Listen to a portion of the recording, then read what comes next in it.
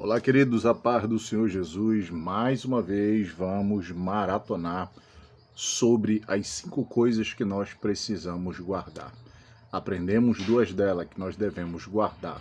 Ter cuidado com os nossos olhos, ou seja, com aquilo que nós estamos visualizando, mas também devemos guardar a nossa boca. Ter cuidado com aquilo que sai da nossa boca. E o terceiro cuidado, ou seja, a qual nós devemos guardar, é a nossa mente. Para isso nós vamos para Romanos, capítulo de número 12, verso de número 2, um texto bastante conhecido, que ele é também até tema de discipulado, de conferências e de campanha, mas principalmente de conferência.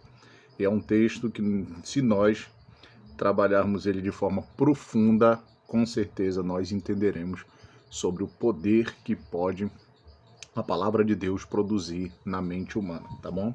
Romanos 12, versículo de número 2, que diz: E não vos conformeis com este mundo, mas transformai-vos pela renovação do vosso entendimento, para que experimenteis qual seja a boa, agradável e perfeita vontade de Deus. Olha só, o texto está dizendo que a nossa mente ela precisa ser transformada. Precisamos entender que antes de nós aceitarmos o Cristo como nosso único, suficiente, exclusivo Salvador, éramos controlados e manipulados, primeiro, pelo desejo da nossa carne, segundo, influenciados mentalmente falando pelo um espírito imundo, vai dizer o apóstolo Paulo em Efésios, no capítulo de número 2, sobre essa guerra espiritual.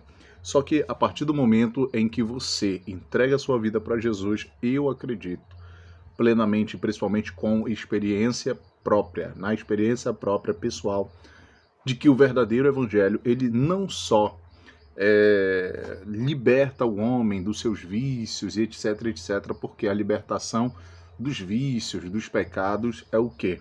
Em primeiro lugar, é a consequência de uma mudança de mentalidade. Isso mesmo, uma mudança de mentalidade. Ou seja, o evangelho, quando ele ecoa no coração do homem, como está em Romanos 10, versículo de número 17, que a fé vem pelo ouvir, e o ouvir da pregação do Evangelho. Textos mais acima diz: como entenderão ou como ouvirão se não há quem pregue? Olha a importância do Evangelho, da palavra de Deus ser ecoada nos ouvidos do ser humano. Por quê?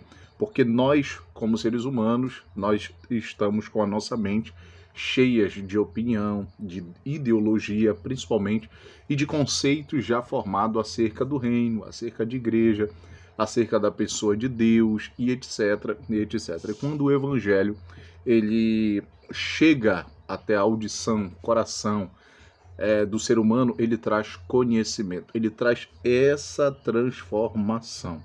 Paulo está dizendo que nós não devemos nos conformar com os moldes deste mundo.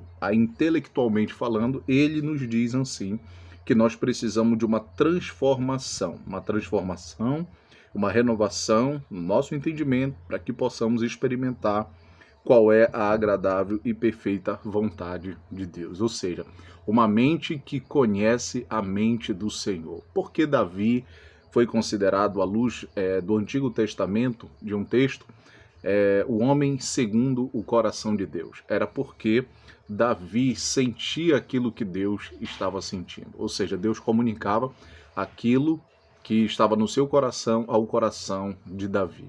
Davi era um homem espiritual de muito discernimento espiritual. Grandes homens de Deus tiveram o discernimento espiritual, esse contato, essa intimidade com Deus, e tiveram a sua mente transformada. Mas eu ouso dizer que aquele que anda na vontade de Deus se torna sensível acerca da vontade de Deus, descobrindo qual é a boa, perfeita e agradável vontade de Deus. Ou seja, uma mente transformada não é uma mente que será altamente vulnerável para os ataques, principalmente para os ataques do inimigo, do nosso arqui-inimigo espiritual. Sim, do nosso inimigo, cujo texto de Efésios, capítulo de número 6, diz que ele trabalha sorrateiramente. E há uma diversidade de forma do nosso inimigo trabalhar principalmente na tentativa de manipular a mente humana. Lá em 2 Coríntios capítulo 4, versículo 4, diz que o Deus deste século, sim, Satanás, cegou o entendimento de muitos, para que não haja o conhecimento, o desenvolvimento, a transformação vinda através do Evangelho de Deus na mente humana.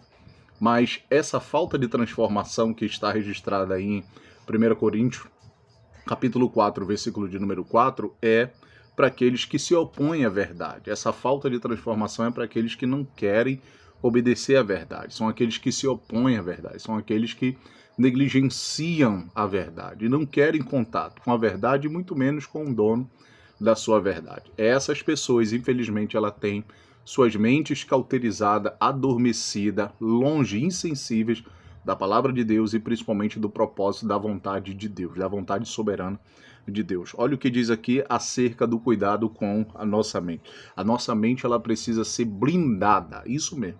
Mas para que seja blindada, o que é uma blindagem? Uma blindagem é justamente aquilo, uma camada, se nós formos falar aqui de segurança, porque o empresário, alguém que tem muita visibilidade, manda colocar uma película, né, no retrovisor do seu carro, no seu carro, manda modificar todo o seu carro. Por quê? Porque a película é uma forma de segurar a segurança, de pôr em segurança aquela pessoa. Então a nossa mente, ela precisa também de uma blindagem, mas essa blindagem é uma blindagem espiritual. Por quê? Olha só, versículo de número 12 de Efésios 6 diz que a nossa luta, ela não é contra o sangue e nem muito menos contra a carne. Olha só quanto é. Com quem é? Porque não temos que lutar contra carne e sangue, mas sim contra principado, contra as potestades, contra os príncipes das trevas deste século, contra as hostes espirituais da maldade nos lugares celestiais. O texto está nos informando que a nossa batalha, ela não é com o ser humano em si. Não é com os poderes desse mundo, mas é com os poderes no mundo espiritual. Aí no versículo de número 13, Paulo dá uma dica, dizendo como a nossa mente precisa ser blindada. Olha só os cuidados. Versículo de número 13. Portanto, tomai toda a armadura de Deus para que possais resistir no dia mau e, havendo feito tudo, ficar firme. Estais, pois, firme, tendo cingido vossos lombos com a verdade, vestido a couraça da justiça, calçado os pés na preparação do evangelho, tomando, sobretudo, o escudo da fé, com a qual podereis apagar todos os dados inflamados do maligno.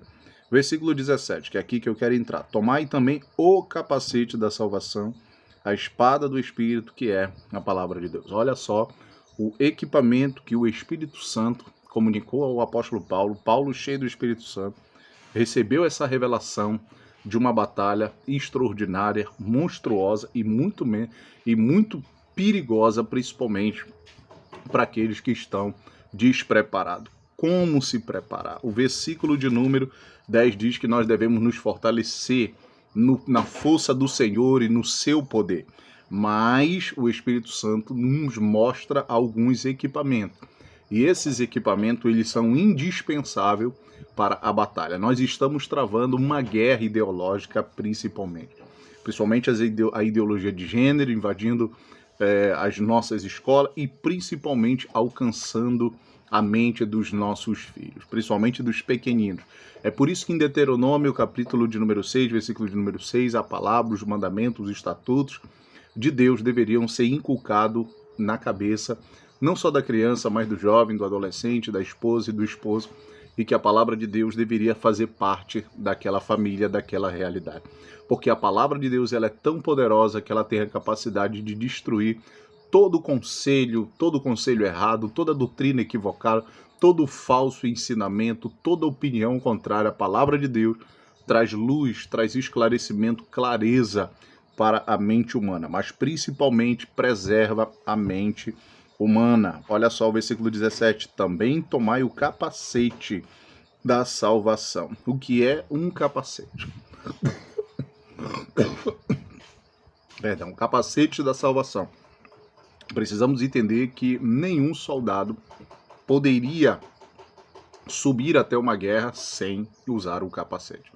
Porque havia armas justamente criadas para atingir a cabeça de um soldado, ou seja, de um inimigo. Então, se um soldado descesse, principalmente sem o auxílio de um capacete para proteger a sua fronte, para proteger a sua cabeça de qualquer ataque de inimigo, ele poderia ser atingido, poderia ser um alvo e poderia cair no campo de batalha. Porque muitos no nosso meio, infelizmente, acabam se desviando, se afastando, naufragando na fé, se vendendo, sendo manipulado. Porque lhe falta o capacete da salvação. Por que capacete da salvação?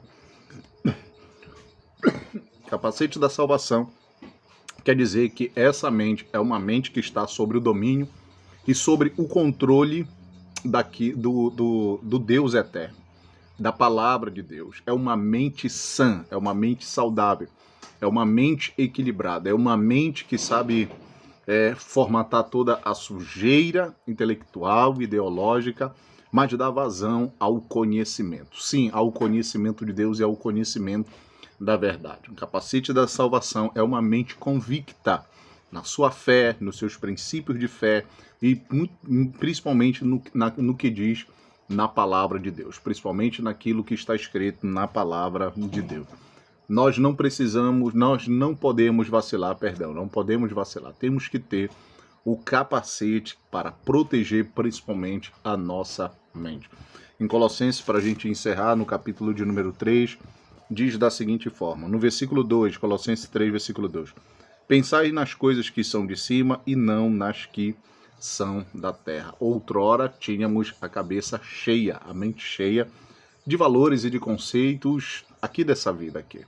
O que passava semanalmente, mensalmente na nossa cabeça cotidianamente? Você sabe o que passava na sua mente.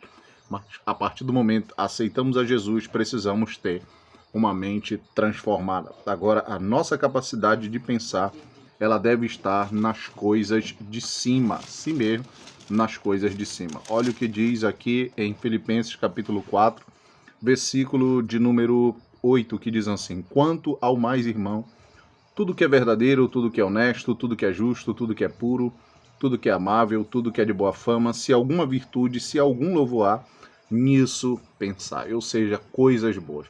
Devemos blindar a nossa mente, devemos buscar o conhecimento de Deus. Quanto mais se conhece a palavra de Deus, mais a sua mente será transformada, mais limpa, mais justa sua mente é, longe de qualquer condenação, longe de qualquer acusação. Quanto mais se aproximamos da palavra de Deus, mais pura a nossa capacidade de pensar, o nosso intelecto cada vez mais se aproxima do conhecimento de Deus. Deus quer que nós cresçamos na graça, mas principalmente no conhecimento dele, no conhecimento da verdade dele e no conhecimento da palavra dele. Espero que essa mini aula tenha te ajudado e que você precisa nesse momento guardar, blindar a sua mente, porque nós estamos travando uma guerra espiritual. Sim, uma guerra espiritual, intelectual, doutrinária, mas principalmente ideológica. Espero que a gente tenha te ajudado, que Deus abençoe a sua vida em Cristo Jesus.